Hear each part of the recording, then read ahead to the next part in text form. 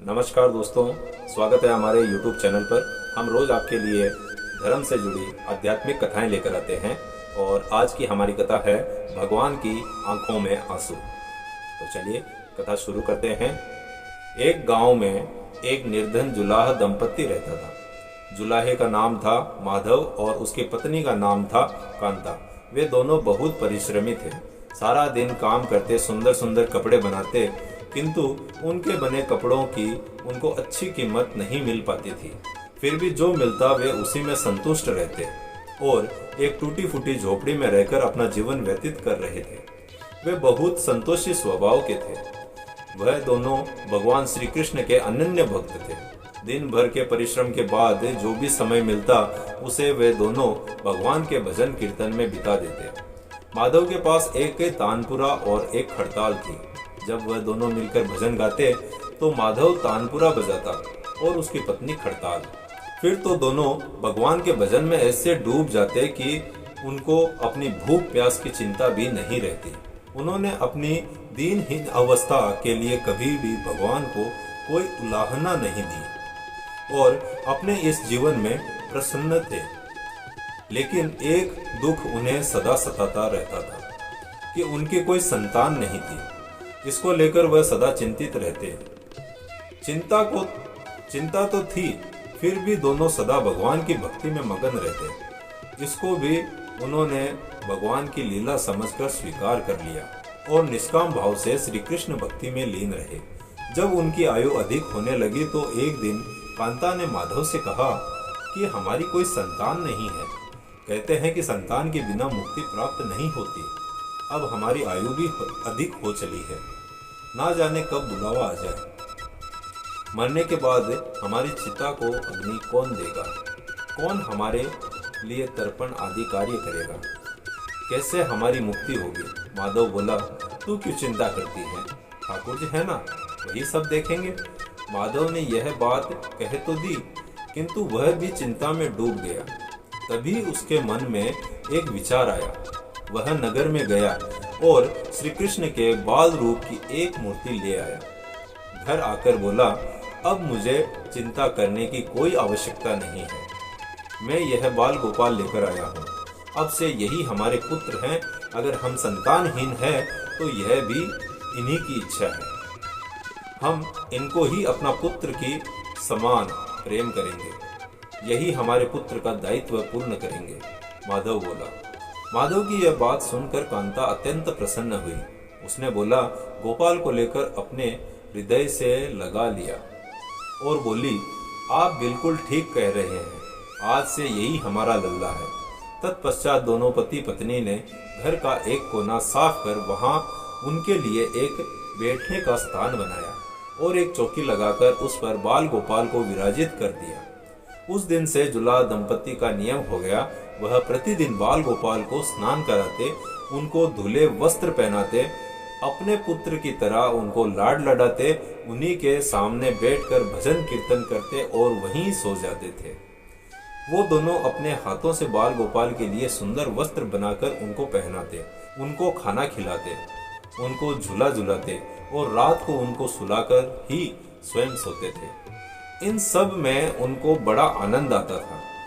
धीरे धीरे दोनों बाल गोपाल को अपने संतान के समान ही प्रेम करने लगे। बाल कृष्णा अब उनके परिवार का हिस्सा बन गए थे। कांता का नियम था कि वह रोज पहले अपने हाथों से अपने लल्ला को भोजन कराती, तब स्वयं भोजन करती थी। लल्ला को भोजन कराते समय उसको ऐसा ही प्रतीत होता था जैसे वह अपने पुत्र को ही भोजन करा रही हो। उन दोनों के निश्चल प्रेम को देखकर करुणा निधान भगवान अत्यंत प्रसन्न हुए और उन्होंने अदृश्य रूप में आकर स्वयं भोजन खाना आरंभ कर दिया। कांता जब प्रेम पूर्वक बाल गोपाल को भोजन कराती तो भगवान को प्रतीत होता मानो वह अपनी माँ के हाथों का भोजन कर रहे हैं। उनको कांता के हाथ से प्रेम पूर्वक मिलने वाले हर कौर में माँ का प्रेम प्राप्त होता था। भगवान श्री कृष्ण स्वयं माँ की उस प्रेम लीला के वशीभूत हो गए, किंतु कांता कभी नहीं जान पाई कि स्वयं बाल गोपाल उसके हाथ से भोजन करते हैं। एक दिन कार्य बहुत अधिक होने के कारण कांता बाल गोपाल को भोजन कराना भूल गई। गर्मी का समय था। भरी दोपहरी में दोनों पति पत्नी कार्य करते करते थक गए और बिना भोजन किए ही सो गए। उनको ऐसे सोए हुए कुछ ही देर हुई थी कि उनको एक आवाज सुनाई दी, मैया बाबा मुझको भूख लगी है। दोनों हड़बड़ाकर उठ गए। चारों ओर देखा, आवाज कहां से आई, किंतु कुछ दिखाई नहीं दिया। तभी अचानक लीला को याद आया कि आज उसने अपने लला को भोजन नहीं कराया है। वह हड़बड़ाकर उठी और दौड़कर लल्ला के पास पहुंची तो देखा कि बाल गोपाल का मुख कुमलाया हुआ है। इतना देखते ही दोनों पति पत्नी वहीं उनके चरणों में गिर पड़े। दोनों की आंखों में आंसुओं की धार बह निकली। लीला तुरंत भोजन लेकर आई। न जाने कैसा प्रेम उमड़ा कि उसने लला को उठाकर अपनी गोद में बैठा लिया और भोजन कराने लगी। दोनों पति पत्नी रोते जा रहे थे और लल्ला को भोजन कराते जा रहे थे। साथ ही बार बार उसने अपने द्वारे हुए अपराध के लिए क्षमा मांगते जा रहे थे। ऐसा प्रगाढ़ प्रेम देखकर भगवान अत्यंत द्रवित हुए और अंतर्यामी भगवान श्री हरि साक्षात रूप में प्रकट हो गए। भगवान ने अपने हाथों से अपने रोते हुए माता पिता की आंखों से आंसू पोंछते हुए बोले, प्रिय भक्त, मैं तुम्हारी भक्ति और प्रेम से अत्यंत प्रसन्न हूँ। तुम जो चाहो वो वर मांग लो, तुम्हारी प्रत्येक इच्छा पूर्ण करूंगा। इतना सुनते ही दोनों भगवान के चरणों में गिर पड़े और बोले, हे दया निदान, आप हमसे प्रसन्न हैं और स्वयं हमारे सम्मुख उपस्थित है। इसी से हमारा जीवन धन्य हो गया। इससे अधिक हमें और क्या चाहिए? इससे अधिक किसी भी वस्तु का भला क्या महत्व हो सकता है? आपकी कृपा हम पर बनी रहे, बस इतनी कृपा करना। श्री हरि बोले, यदि तुम चाहो तो मैं तुम्हारे जीवन में संतान के अभाव को समाप्त कर तुम्हें एक सुंदर संतान प्रदान करूं। यह सुनते ही माधव और कांता एकदम व्याकुल होकर बोले, नहीं भगवान, हमको संतान नहीं चाहिए। उनका उत्तर सुनकर भगवान ने पूछा, किंतु क्यों? अपने जीवन में संतान की कमी को पूर्ण करने के लिए ही तो तुम मुझको अपने घर लेकर आए थे। यह सुनकर वह दोनों बोले, प्रभु, हमको भय है कि यदि हमको संतान प्राप्त हो गई तो हमारा मोह उस संतान के प्रति बढ़ जाएगा और हम अब की तरह आपकी सेवा नहीं कर पाएंगे। उनका प्रेम और भक्ति से भरा उत्तर सुनकर करुणा निधान भगवान करुणा से भर उठे। उनके विचार सुनकर स्वयं भगवान की आंखों में अश्रु टपक पड़े। वह बोले, हे मैया, हे बाबा, मैं यहाँ आया तो था आपके ऋण को उतारने के लिए, किंतु आपने तो मुझको सदा सदा के लिए अपना ऋणी बना दिया। मैं आपके प्रेम का यह ऋण कभी नहीं उतार पाऊंगा। मैं सदा सदा तुम दोनों का ऋणी रहूंगा। मैं तुम्हारे प्रेम से अत्यंत प्रसन्न हूँ। तुमने अपने निर्मल प्रेम से मुझको भी अपने बंधन में बांध लिया है। मैं तुम्हें वचन देता हूँ कि आज से मैं तुम्हारे पुत्र के रूप में तुम्हारे समस्त कार्य पूर्ण करूंगा। तुम्हें कभी संतान का अभाव नहीं होने दूंगा। तुम ये तो जानते ही हो कि मेरा वचन कभी असत्य नहीं होता। ऐसा कहकर भक्त वत्सल भगवान बाल गोपाल की प्रतिमा में विलीन हो गए। उस दिन से माधव और कांता का जीवन बिल्कुल ही बदल गया। उन्होंने सारा काम धंधा छोड़ दिया और सारा दिन बाल गोपाल के भजन कीर्तन और उनकी सेवा में व्यतीत करने लगे। भजन करते हुए उनको न भूख सताती न प्यास लगती थी। उन्होंने सभी प्रकार की इच्छाओं का पूर्ण रूप से त्याग कर दिया। अब माधव कभी कोई कार्य करता तो केवल अपने बाल गोपाल के लिए सुंदर सुंदर वस्त्र आनेगा। उनके सामने जब भी कोई परेशानी आती, बाल गोपाल ही एक बालक के रूप में उपस्थित हो जाते और उनके समस्त कार्य पूर्ण कर देते। वह दंपत्ति और बालक गांव भर में चर्चा का विषय बन गए, किंतु गांव में कोई भी यह नहीं जान पाया कि वह बालक कौन है, कहां से आता है और कहां चला जाता है। धीरे धीरे समय बीतने लगा। अब जुलाहे दंपत्ति बूढ़े हो चले थे, किंतु भगवान की कृपा उन पर बनी रही। अब दोनों की आयु पूर्ण होने का समय आ चला था। भगवत प्रेरणा से उनको यह ज्ञात हो गया कि अब उनका समय पूरा होने वाला है। इसी के चलते एक दिन दोनों ने भगवान को पुकारा। ठाकुर जी तुरंत प्रकट हो गए और उनसे उनकी इच्छा जाननी चाहिए। दोनों भक्त दंपति भगवान के चरणों में प्रणाम करके बोले, हे प्रभु, हमने अपने पूरे जीवन में आपसे कभी कुछ नहीं मांगा, किंतु अब जीवन का अंतिम समय आ गया है, इसलिए आपसे कुछ मांगना चाहते हैं। भगवान बोले, निसंकोच होकर अपनी कोई भी इच्छा कहो, मैं वचन देता हूँ कि तुम्हारी प्रत्येक इच्छा को पूर्ण करूंगा।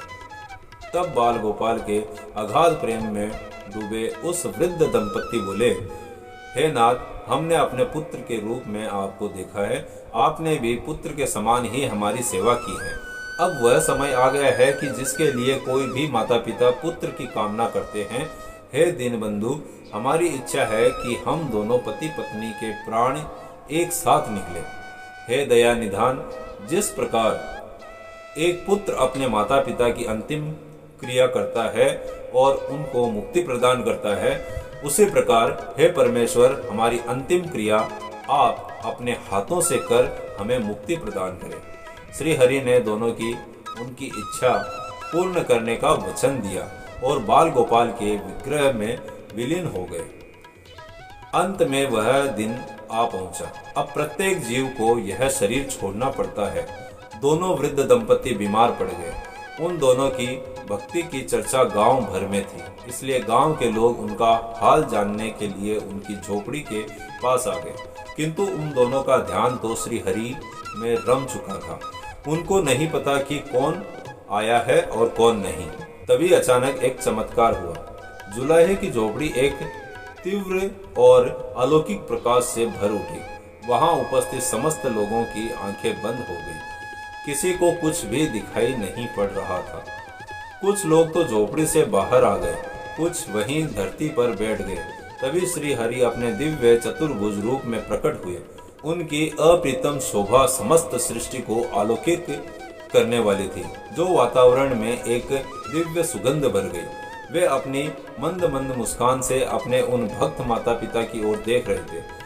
उनका यह दिव्य रूप देखकर दोनों वृद्ध अत्यंत आनंदित हुए और मंत्रमुग्ध हुए जा रहे थे।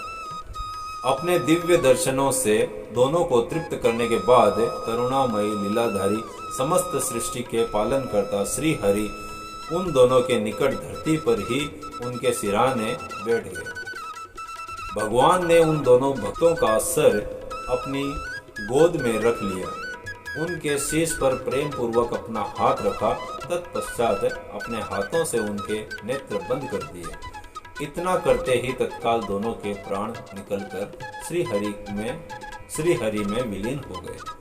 पंचभूतों से बना शरीर पंचभूतों में विलीन हो गया।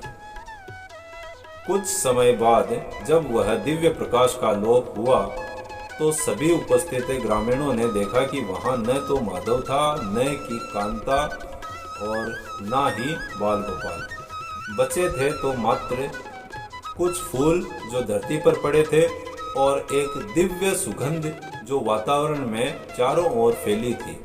विस्मित ग्रामीणों ने श्रद्धा से उस धरती को नमन किया। उन पुष्पों को उठाकर ग्रामवासियों ने शीश से लगाया तथा माधव और कांता की भक्ति और गोविंद के नाम का गुणगान करते हुए चल दिए, उन पुष्पों को श्री गंगा जी में विसर्जित करने के लिए।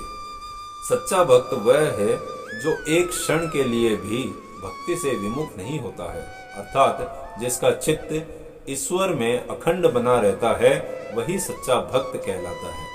सरल शब्दों में कहे तो भक्ति के अंतिम चरण का अनुभव करने वाले को ही भक्त कहते हैं। जय श्री कृष्ण।